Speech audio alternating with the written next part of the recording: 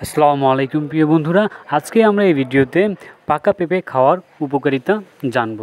পেঁপে এমন একটি ফল যা কাঁচা এবং পাকা দুই অবস্থায় পাওয়া যায়। কাঁচা অবস্থায় পেঁপে অনেকেই সবজি হিসেবে খেয়ে থাকেন এবং পাকা পেঁপে ফল হিসেবে খেয়ে থাকেন।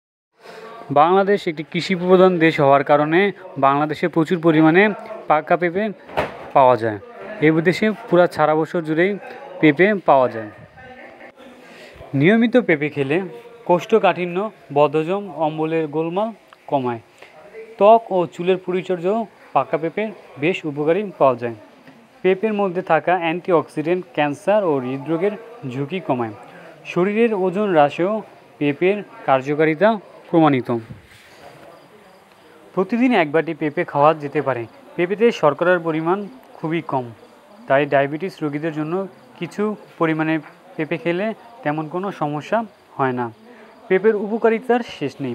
নিয়মিত পেঁপে খেলে কোষ্ঠকাঠিন্য, বদহজম, অম্বলের গোলমাল কমায়।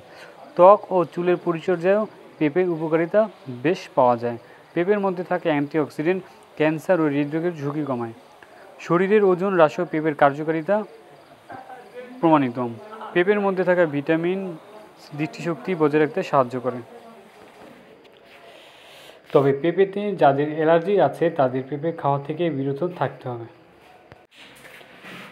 তাছাড়া যারা গর্ভবতী মায়েদের কাঁচা পেঁপে না খাওয়াই উত্তম, কেননা এর মধ্যে রয়েছে ল্যাটেক্স নামের পদার্থ, যা গর্ভবতী মেয়েদের খাওয়া ঝুঁকি বাড়ায়।